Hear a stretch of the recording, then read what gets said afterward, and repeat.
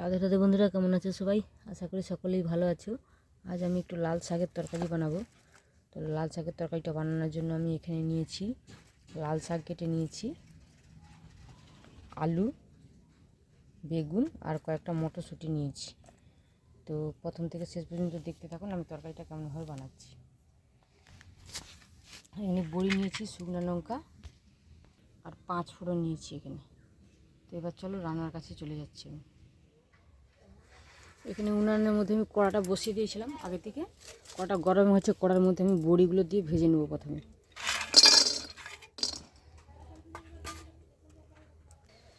একটু তেল দিয়ে আমি বড়িটা ভেজে নিচ্ছি।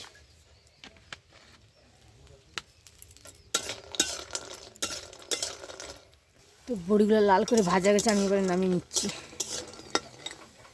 বড়িগুলো নামিয়ে নিচ্ছি। ওই তেলের মধ্যে শুকনো লঙ্কা আর 5 ফোড়ন দিয়ে দিচ্ছি আমি।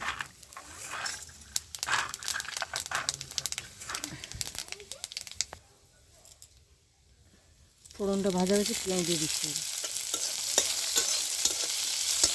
তো পেঁয়াজটা আমার ভালো করে ভাজা হয়ে গেছে, আমি এবারে সব সবজিটা দিয়ে দিচ্ছি।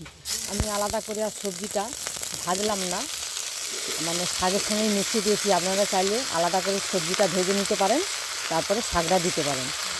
আমি একসঙ্গে সব মিশিয়ে দিয়ে দিয়েছি।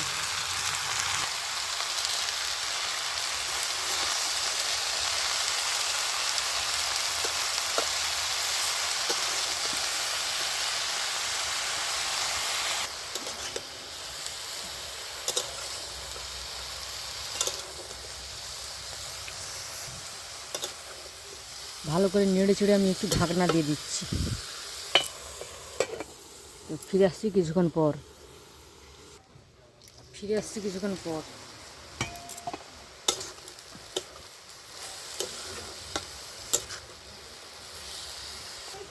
পরিমাণ মতো লবণ আর অল্প একটু হলুদ দিয়ে দিলাম, দিয়ে ভালো করে নাড়াচাড়া করে আবার ঢাকনা দিয়ে দেবো। আমি একটু ঢাকা দিয়ে দিচ্ছি। ঢাকনাটা খুলে ভেজে রাখা বড়িগুলো দিয়ে দিচ্ছি। এখানে ধনে পাতা দিয়ে দিচ্ছি আমি। একটু চিনি দিয়ে দিচ্ছি।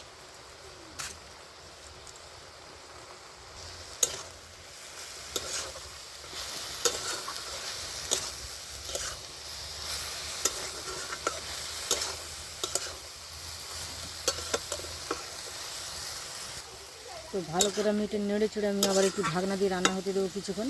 তো ফিরে এসেছি কিছুক্ষণ পর। ঢাকনাটা খুলে আমি এই তরকারির মধ্যে কোনো জল ব্যবহার করছি না, শাকের জলেই শাকটা রান্না হয়ে যাবে। তো শাকটা আমার রান্না হয়ে গেছে, রেডি হয়ে গেছে। এবার খুন্তি দিয়ে আমি একটু আলুটা টিপে দিচ্ছি।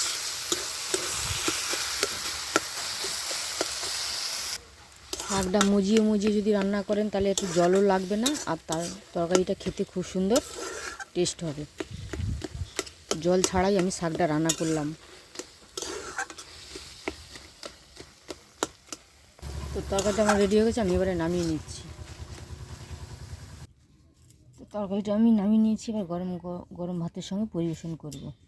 এরকম শাকের তরকারি থাকলে আর কিছু লাগবে না, শাক দিয়ে এক থালা ভাত খাওয়া হয়ে যাবে। তো আমার এই শাকের রান্নাটা যদি ভালো লাগে, আমার চ্যানেলটি সাবস্ক্রাইব করে আমার পাশে থাকবেন।